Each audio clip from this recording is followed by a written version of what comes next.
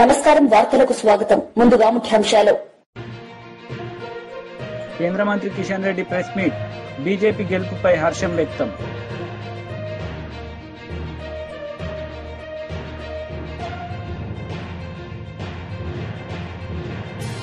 MLC కవిత media సమావేశం పలు అంశాలపై వివరణ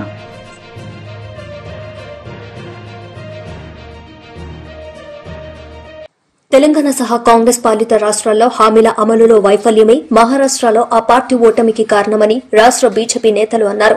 రాహుల్ గాంధీ, రేవంత్ రెడ్డి అబద్దాల ప్రచారాన్ని మహారాష్ట్ర ప్రజలు తిరస్కరించారని కేంద్ర మంత్రులు కిషన్ రెడ్డి, బండి సంజయ్ పేర్కొన్నారు. మహారాష్ట్ర, జార్ఖండ్ ఫలితాలతో దేశ రాజకీయాల్లో భవిష్యత్తు ప్రాంతీయ పార్టీలదే అని మరోసారి రుజువైందని బీఆర్ఎస్ నేతలు వ్యాఖ్యానించారు. ఇకనైనా రేవంత్ రెడ్డి తెలంగాణ పాలనపై దృష్టి పెట్టాలని కేటీఆర్ సూచించారు. ఏమాత్రం ప్రజలు స్పందించలేదు. కాంగ్రెస్ పార్టీ రాహుల్ గాంధీ యొక్క దుష్ప్రచారం మరొకసారి అర్థమైంది. ఈరోజు పరిస్థితి చూస్తే ఎట్లా ఉందంటే, జార్ఖండ్లో మహారాష్ట్రలో కలిపితే 30 సీట్లు కూడా దాటే పరిస్థితి లేదు కాంగ్రెస్ పార్టీ. జార్ఖండ్లో మహారాష్ట్రలో 2 రాష్ట్రాలు వచ్చినటువంటి ఎమ్మెల్యే స్థానాలు చూస్తే 30 సీట్లు కూడా దాటే పరిస్థితి లేదు. అంత ప్రజా వ్యతిరేకత కాంగ్రెస్ పార్టీ కూడగట్టుకున్నది. మహారాష్ట్రలో విపక్ష హోదా కూడా కాంగ్రెస్ పార్టీకి రాలేదు. మోడీ గారి నాయకత్వంలో డబుల్ ఇంజిన్ సర్కారు పట్ల ప్రజలకు ఉన్నటువంటి నమ్మకాన్ని ప్రజలు అద్భుతమైనటువంటి తీర్పు ఇవ్వడం జరిగింది.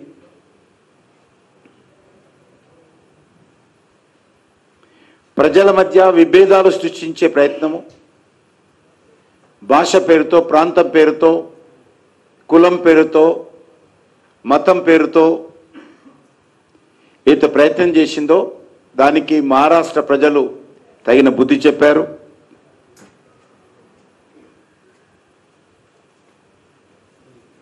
రాజ్యాంగాన్ని చేతపట్టుకొని మహారాష్ట్ర ఎన్నికల్లో కాంగ్రెస్ పార్టీ నాయకులు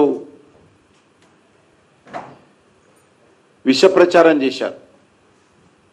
ఎందుకంటే మహారాష్ట్రలో డాక్టర్ బాబాసాహెబ్ అంబేద్కర్ను సమర్థించేటువంటి వ్యక్తులు, సంస్థలు అత్యధికంగా ఉంటాయి. ఊరూరా డాక్టర్ బాబాసాహెబ్ అంబేద్కర్ పేరు మీద పెద్ద ఎత్తున కులాలకు అతీతంగా పనిచేసేటువంటి వర్గాలు ఉంటాయి. అటువంటి మహారాష్ట్రలో డాక్టర్ బాబాసాహెబ్ అంబేద్కర్ రూపకల్పన చేసినటువంటి రాజ్యాంగాన్ని చేతపట్టి ఊరూరా ప్రచారం చేసినప్పటికీ కాంగ్రెస్ పార్టీ యొక్క అబద్ధాలను, అసత్యాలను ప్రజలు నమ్మలేదు. ఎస్సీ సీట్లలో తీసుకున్నా, ఎస్టీ సీట్లలో తీసుకున్నా, బీజేపీకి సంబంధించినటువంటి ఎన్డీఏ భాగస్వామ్య పార్టీలు మెజార్టీ సీట్లు పొందడం జరిగింది.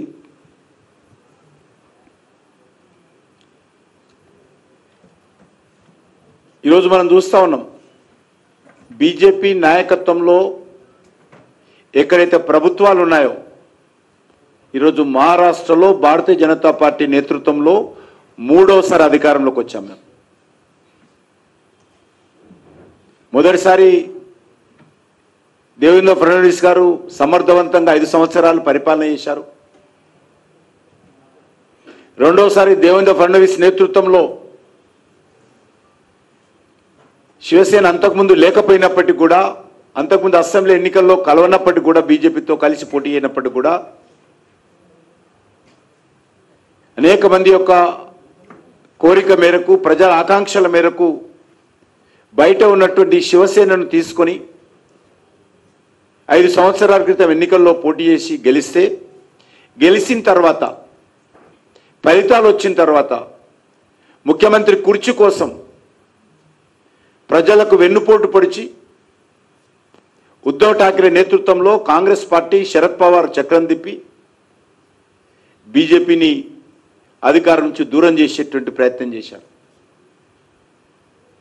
కానీ 2 సంవత్సరాలు తిరగకముందే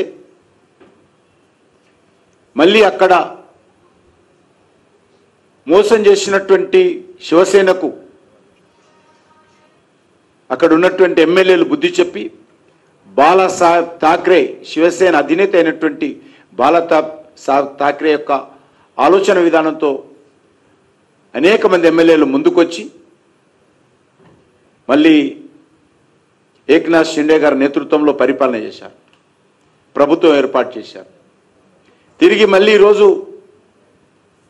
నరేంద్ర మోడీ గారి నేతృత్వంలో 3వసారి ఇంత జరిగినప్పటికీ కూడా 3వసారి మహారాష్ట్ర ప్రజలు అత్యద్భుతమైనటువంటి మెజార్టీతో ఈరోజు అధికారంలో రావడం అనేటువంటిది మనం చూస్తూ ఉన్నాం. ఇక్కడే కాదు, బీజేపీ అనేక రాష్ట్రాల్లో కూడా 2వసారి 3వసారి అధికారంలోకి వస్తాం. గోవాలో గురుకుల పాఠశాలల విద్యార్థుల ప్రాణాలు కాపాడేందుకు ముఖ్యమంత్రి రేవంత్ రెడ్డి కనీసం 10 నిమిషాలైనా సమయం కేటాయించాలని ఎమ్మెల్సీ కవిత విజ్ఞప్తి చేశారు. పసిబిడ్డల ప్రాణాలు పోతా ఉంటే సీఎం పట్టనట్టు ఉండడం సరికాదని సూచించారు. ఫుడ్ పాయిజన్, విద్యుద్ఘాతం, ఆత్మహత్యలతో మృతి చెందిన విద్యార్థుల కుటుంబాలకు 10 లక్షల రూపాయల పరిహారం ఇవ్వాలని డిమాండ్ చేశారు. నిమ్స్ ఆసుపత్రిలో వెంటిలేటర్పై చికిత్స పొందుతున్న వాంఖిడి రెసిడెన్షియల్ స్కూల్ విద్యార్థిని శైలజను కవిత పరామర్శించారు. వారి కుటుంబానికి ధైర్యం చెప్పారు. 11 నెలల కాంగ్రెస్ పాలనలో 42 మంది విద్యార్థులు ప్రాణాలు కోల్పోవడం కలిచివేస్తుందన్నారు. ఉదయం విద్యార్థిని శైలజను మాజీ మంత్రి కొప్పుల ఈశ్వర్ సైతం పరామర్శించి ఆరోగ్య పరిస్థితిని తెలుసుకున్నారు. పాప ఇంకా కూడా వెజిటేటివ్ స్టేట్లోనే ఉన్నది. దాదాపుగా వెంటిలేటర్ మీదనే చాలా రోజుల నుంచి ఉన్నటువంటి సందర్భం. మనము చాలా బాధతో కూడినటువంటి పరామర్శ ఇది. ప్రభుత్వాన్ని మేము డిమాండ్ చేస్తూ ఉన్నాం, విజ్ఞప్తి చేస్తూ ఉన్నాం. పసిబిడ్డల ప్రాణాలు పోతూ ఉంటే పట్టనట్టు ఉండడం సరికాదు. ఈ ప్రభుత్వం వచ్చి 11 నెలలైతే దాదాపుగా నెలకు 3 మంది యావరేజ్గా ఇప్పటికే 42 మంది బిడ్డలు ప్రభుత్వ పాఠశాలల్లో చదువుతున్నటువంటి వాళ్ళు కేవలం ప్రభుత్వం యొక్క నిర్లక్ష్యంతో ఫుడ్ పాయిజనింగ్ వల్ల చనిపోవడం జరిగింది. అంటే యావరేజ్గా 10 రోజులకు ఒక పసిబిడ్డ ప్రాణాన్ని ఈ ప్రభుత్వం పొట్టన పెట్టుకుంటా ఉన్నది. ఇది సరైనటువంటి వైఖరి కాదు. అన్ని సంక్షేమ శాఖలు కూడా గౌరవ ముఖ్యమంత్రి గారి దగ్గర ఉండడంతో మరి వారి సమయం వెచ్చించలేకపోతున్నట్టుగా కనపడతా ఉన్నది. ఒక్క 10 నిమిషాలు మీరు పాఠశాలల్ని పసిబిడ్డల గురించి ఆలోచించి రివ్యూ చేసినట్టయితే ఈ ప్రాణాలన్నీ కూడా కాపాడేటటువంటి పరిస్థితి ఉంటుంది. నిన్న పేపర్లో చూసాం, నారాయణపేటలో హాస్టల్లో అన్నంలో పురుగు వచ్చిందని చెప్పి పిల్లలందరూ ధర్నా చేస్తే స్వయంగా ముఖ్యమంత్రి గారు మరి రివ్యూ చేసిన తర్వాత తెల్లారి మర్నాడు కూడా మళ్ళీ అదే సీన్ రిపీట్ అయితే పిల్లలంతా ఇప్పుడు కూడా ధర్నా చేస్తున్నటువంటి పరిస్థితి మరి కనబడతా ఉంది. దయచేసి ప్రభుత్వాన్ని విజ్ఞప్తి చేస్తూ ఉన్నాం, మీ ప్రాధాన్యతను గుర్తించండి. బిడ్డల ప్రాణాలు ప్రాధాన్యమైనటువంటి అంశంగా మీరు స్వీకరించి తక్షణమే చర్యలు చేపట్టవలసిందిగా నేను డిమాండ్ చేస్తూ ఉన్నాను. నేను ఎస్టీ వెల్ఫేర్ అధికారి గారు శరత్ గారితో కూడా మాట్లాడడం జరిగింది. మరి వారు మేము చూస్తున్నాము, అన్ని రకాలుగా చర్యలు తీసుకుంటున్నామని చెప్తున్నప్పటికీ ఆదిలాబాద్ టు ఆలంపూర్ మీరు ఏ ఒక్క పాఠశాల చూసినా, ప్రభుత్వ గురుకుల కావచ్చు, ఆశ్రమ పాఠశాల కావచ్చు, ఏది చూసినా కూడా ప్రతి పాఠశాలలో ఏదో ఒక ఇన్సిడెంట్ జరిగింది. ఈ 42 మంది పిల్లలు 11 నెలల్లో చచ్చిపోయింది అన్ని జిల్లాల నుండి ఉన్నారు. కాబట్టి ఓవరాల్గా ఈ పాఠశాల వ్యవస్థనంతా కూడా మరి ధ్వంసమైనటువంటి పరిస్థితి కనబడతా ఉంది. కాబట్టి దాని మీద ఫోకస్ చేయవలసిందిగా మేము ప్రభుత్వాన్ని డిమాండ్ చేస్తూ ఉన్నాం. ఇదివరకు కేసీఆర్ గారి నాయకత్వంలో ప్రభుత్వ పాఠశాలల్లో చదివేటటువంటి పిల్లలు మరి మేము ఐఐటి పోవాలన్నా, ఐఐఎంకి పోవాలన్నా, లేకపోతే ఎవరెస్ట్ అధిరోహించాలా అని చెప్పి ఉన్నతమైనటువంటి ఆశయాలు లక్ష్యాలతో ఉన్నటువంటి సందర్భాన్ని కూడా మనం తెలంగాణ ప్రజలుగా చూసినాం. కానీ ఈ 11 నెలల్లోనే మరి ఆ పాఠశాలలు ఈ దుస్థితికి చేరుకొని 10 రోజులకు ఒక పసిబిడ్డ ప్రాణం పోతుంటే కూడా ఉలుకు పలుకు లేకుండా ప్రభుత్వం ఉండడాన్ని మేము తీవ్రంగా ఖండిస్తూ ఈ అంశాన్ని సీరియస్గా తీసుకొని గౌరవ ముఖ్యమంత్రి గారు ఇంటర్ఫియర్ అయ్యి తక్షణమే ఈ పరిస్థితిని చక్కబెట్టాలని చెప్పి ప్రభుత్వాన్ని డిమాండ్ చేస్తూ ఉన్నాం. అట్లానే ఇప్పటి వరకు ప్రాణాలు కోల్పోయినటువంటి ఆ 42 మంది కుటుంబాలకు కూడా ఎక్స్గ్రేషియా కింద 10 లక్షల రూపాయలు ఇవ్వాలని కూడా మేము డిమాండ్ చేస్తూ ఉన్నాం. పోయిన ప్రాణం వెలకట్టలేనిది, పోయిన ప్రాణాన్ని తీసుకురాలేము, బిడ్డ దూరమైనటువంటి దుఃఖాన్ని తీర్చలేము. కానీ వారి ఆర్థిక కష్టాలలో స్వావలంబన ఇవ్వాల్సినటువంటి కనీస బాధ్యత ప్రభుత్వానికి ఉంటుంది. కాబట్టి 10 లక్షల రూపాయల ఎక్స్గ్రేషియా కూడా ఆ పిల్లల కుటుంబాలకు ఇవ్వాలని చెప్పి ఈ సందర్భంగా పేద గిరిజన రైతుల తరపున పోరాడిన పాపానికి పట్నం నరేందర్ రెడ్డిని జైల్లో పెట్టారని బీఆర్ఎస్ కార్యనిర్వాహక అధ్యక్షుడు కేటీఆర్ ఆరోపించారు. లగచర్ల దాడి ఘటనకు సంబంధించి చెర్లపల్లి జైల్లో రిమాండ్ ఖైదీగా ఉన్న పట్నం నరేందర్ రెడ్డిని కేటీఆర్ బీఆర్ఎస్ మాజీ శాసనసభ్యులు పరామర్శించారు. కాంగ్రెస్ ప్రభుత్వంలో అమాయకులు జైల్లో ఉన్నారని, అరాచకాలు చేసేవాళ్లు మాత్రం గద్దెనెక్కి కూర్చుంటున్నారని విమర్శించారు. జైల్లో ఉన్నవారి కుటుంబాలు ఎవరూ భయపడొద్దని, వారి వెంట కేసీఆర్ ఉన్నారని హామీ ఇచ్చారు. అభినందనలు తెలియజేస్తా ఉన్నాను. ఎందుకు అంటే ఆయనని కలిసినంతసేపు ఆయన మాకు చెప్పింది ఒకటే, మాట్లాడింది ఒకటే. అన్న, నా గురించి వదిలేయండి, నేను బాగానే ఉన్నాను, నేను బాగానే ఉంటాను. చెయ్యని తప్పుకు ఇవాళ 30 మంది అమాయక పేద రైతులను జైల్లో పెట్టినారు. వాళ్లను విడిపించండి, వాళ్ల కోసం పోరాటం చేయండి. మా కొడంగల్ రైతుల పక్షాన నిలబడండి, మా కొడంగల్ గిరిజనుల కోసం కొట్లాడండి. మా కొడంగల్లోని దళిత బలహీన వర్గాల రైతుల భూములు గుంజుకుంటున్నారు, అక్కరలేని ఫార్మా విలేజ్ ను రుద్దుతున్నారు అని చెప్పి ఆయన బాధపడతా ఉన్నాడు. వాస్తవం ఏంటి అంటే ఈరోజు సంగారెడ్డి జైలు నుంచి మొదలు పెడితే చెర్లపల్లి జైలు దాకా అమాయకులేమో జైల్లో ఉన్నారు. కానీ కొడంగల్ నుంచి కొండారెడ్డిపల్లె దాకా అరాచకాలు చేస్తున్న దుర్మార్గులేమో ఇవాళ గద్దెనెక్కి కూర్చున్నారు. మీరు చూస్తా ఉన్నారు. కొడంగల్లోనేమో పేద రైతుల భూములు గుంజుకునే ప్రయత్నం ఒకవైపు, ఇష్టం వచ్చినట్టు భూములు ఇవ్వమంటే అర్ధరాత్రి ఇండ్ల మీద పడి ఆడవాళ్లు చిన్నపిల్లలను చూడకుండా అరాచకాలు చేస్తున్నది కాంగ్రెస్ ప్రభుత్వం రేవంత్ రెడ్డి నాయకత్వంలో. మరొకటి నిన్ననే చూసినాం. కొండారెడ్డిపల్లి రేవంత్ రెడ్డి సొంత ఊరు. ఒక మాజీ సర్పంచ్ పెద్ద ఆయన సాయిరెడ్డి, 85 ఏళ్లు, ఇదే రేవంత్ రెడ్డి కోసం మన ఎలక్షన్ లో కూడా తిరిగిండు, ఓట్లేయించిండు. అట్లాంటి పెద్ద ఆయన మీద కూడా ఇవాళ పగబట్టి ఆయన ఇంటికి అడ్డంగా గోడగట్టి తవ్వలేకుండా చేస్తే ఆ క్షోభ, ఆ అవమానం సొంత ఊరిలో సర్పంచ్ గా పనిచేసిన ఊరిలో ఇంతటి అవమానం అని చెప్పి ఆ క్షోభతో నిన్న ఆత్మహత్య చేసుకున్న పరిస్థితి. ఇవాళకి కూడా కల్వకుర్తిలో ఆయన భౌతిక కాయం ఇంకా అట్లే ఉంది. నియంతల పాలనలో, దుర్మార్గుల పాలనలోనే ఇట్లాంటి ఆంక్షలు చూస్తాం. ఇండ్ల కడ్డంగా గోడలు కట్టే పరిస్థితి ఎక్కడన్నా ఇదివరకు ఉండేనా? మేం లేదా ప్రభుత్వంలో 10 ఏళ్లు ఎన్నడన్నా ఇట్లాంటి వార్తలు విన్నారా? సొంత ఊరైతే, సొంత కాన్స్టిట్యున్సీ అయితే నీ సామ్రాజ్యమా? నువ్వేమైనా రారాజువా? నువ్వేమైనా చక్రవర్తివా? లేక 1000 ఏళ్లు బతకనికి వచ్చినవా? సొంత ఊరైతే, సొంత నియోజకవర్గం అయితే నేను ఆడింది ఆట, పాడింది పాట అంటే నువ్వు నియంత కాదు, నువ్వు చక్రవర్తివి కాదు రేవంత్ రెడ్డి. నీలాంటి వాళ్ళు చాలా మంది కొట్టుకపోయినారు, నువ్వు కూడా కొట్టుకపోతావు.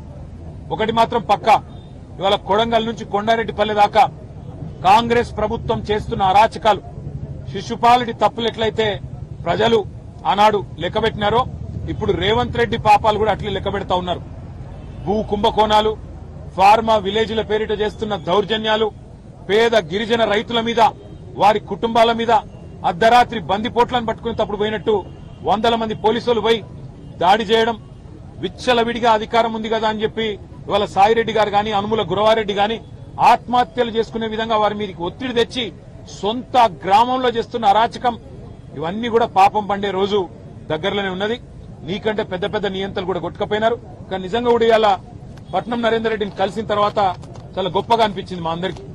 లక్ష్మారెడ్డి గారు, నేను, శ్రీనివాస్ గౌడ్ గారు, మహమూద్ అలీ గారు, లక్ష్మారెడ్డి గారు మేమందరం మాట్లాడుకుంటూ వస్తా ఉన్నాం. అదే నరేందర్ ఎంత ధైర్యంగా ఉన్నాడు, నా కోసం కాదన్నా మా రైతుల కోసం కొట్లాడాడని చెప్పినాడు. మా మహబూబాబాద్ లో మీరేదో సంఘీభావంగా ధర్నా పెట్టినారంటే బాగా చేయండి అని చెప్పి విజ్ఞప్తి చేసినాడు. రాష్ట్రంలోని గిరిజనులందరికీ తెలిసేటట్టు మా గిరిజనుల పంచాయతీ, మా పేదవాళ్ల పంచాయతీ, రాష్ట్రంలో ఏ ఒక్కరికి అన్యాయం జరగకుండా చూడండి అని చెప్పి మాకు ధైర్యాన్ని ఇచ్చి, మాకు ఉత్సాహాన్ని ఇచ్చి, నాకేం కాదు మీరు ధైర్యంగా ఉండండి అని చెప్పి మాకు కొత్త ధైర్యం చెప్పినాడు.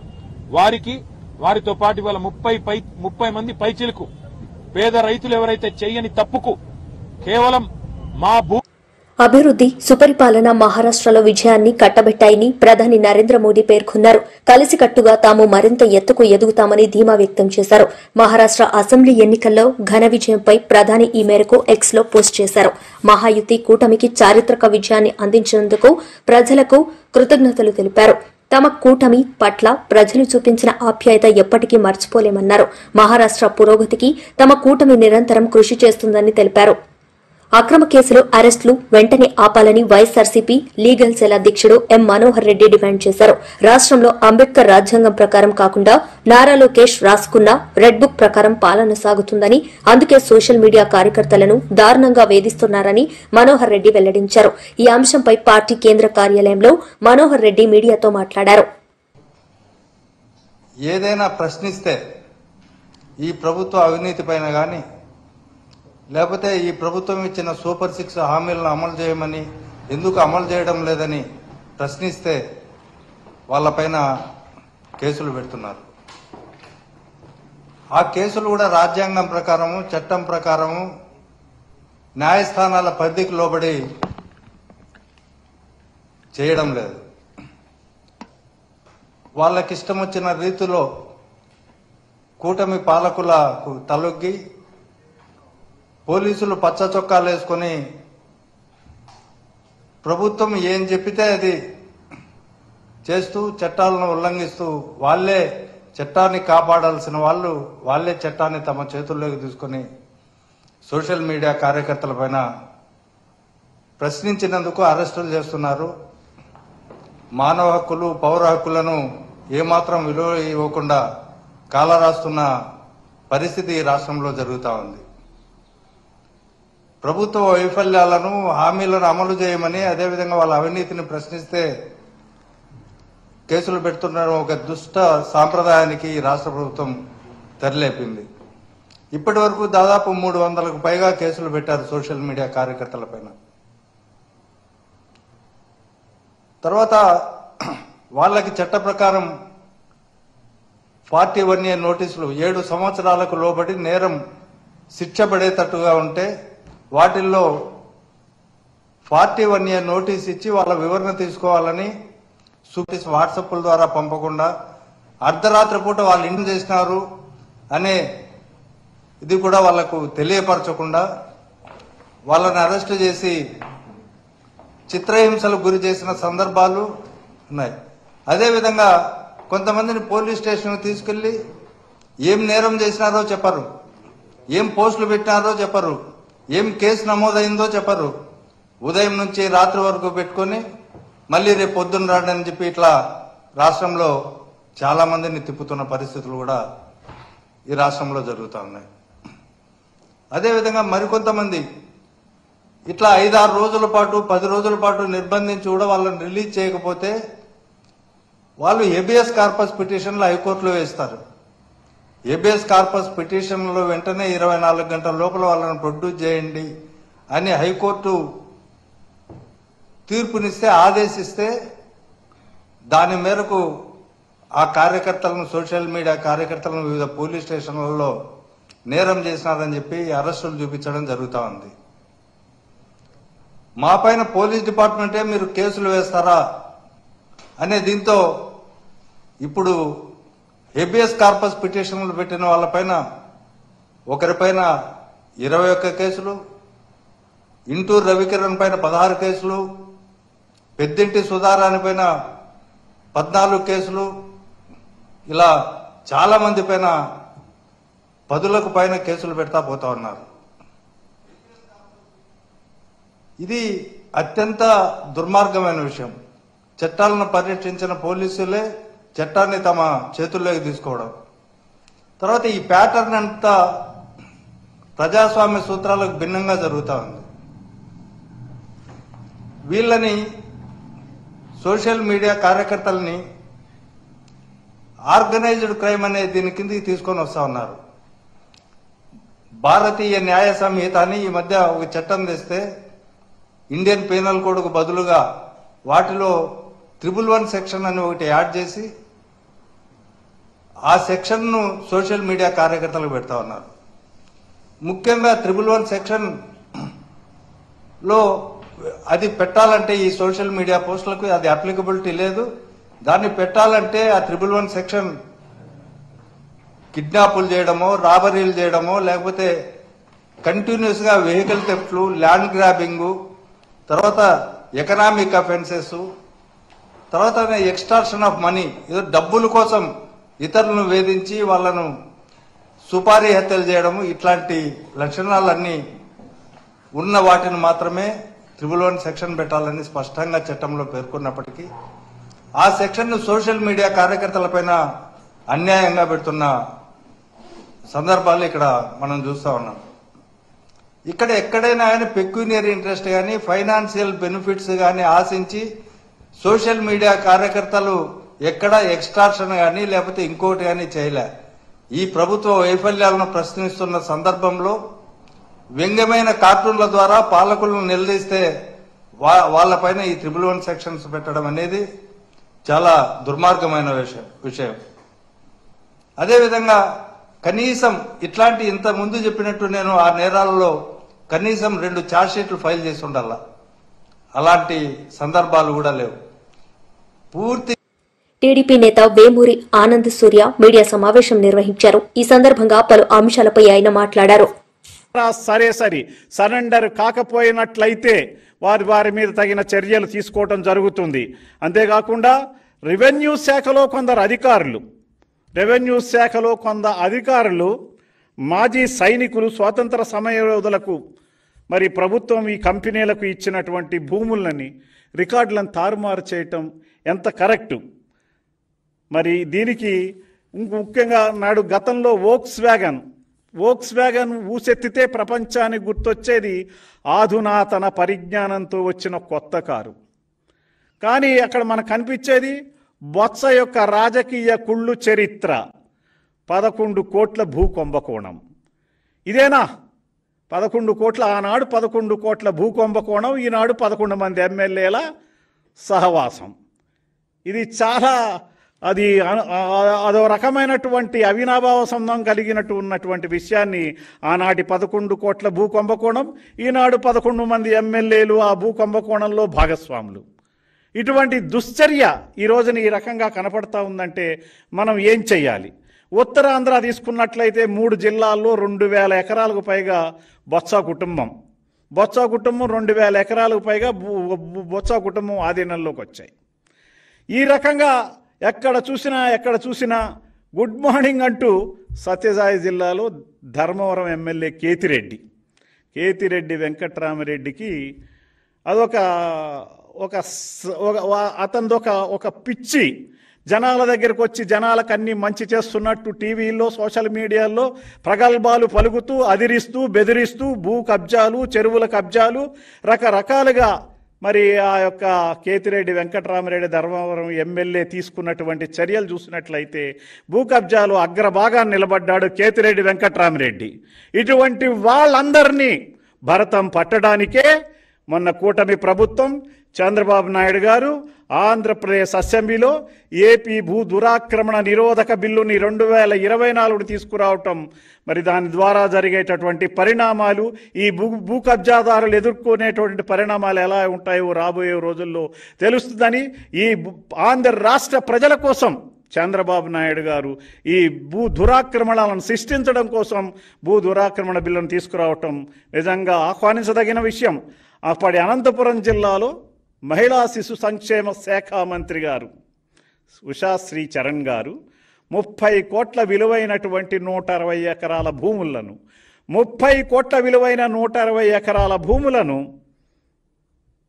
కాజేసి భర్త పేరిట రిజిస్ట్రేషన్ చేసుకోవటం ఎక్కడండి? మీరు ఏ రకంగా జగన్మోహన్ రెడ్డి ప్రభుత్వం ఈ రకంగా ప్రజలను బాధించిందో మనకు కనపడుతుంది. భూ రాబందులు, లెక్కలేనంతమంది భూ రాబందులు, వాళ్ళందరినీ బయటికి లాగేందుకు. వార్తలు ముగించే ముందు ముఖ్యాంశాలు మరోసారి. కేంద్ర మంత్రి Kishan Reddy press meet, BJP గెలుపుపై హర్షం వ్యక్తం.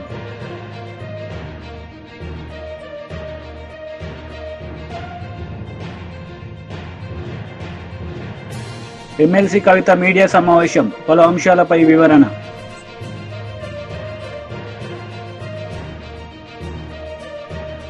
ఈ వార్తలు ఇంతటితో సమాప్తం. తిరిగి ప్రసారమయ్యే వార్తల్లో మళ్ళీ కలుద్దాం. అంతవరకు సెలవు. నమస్తే.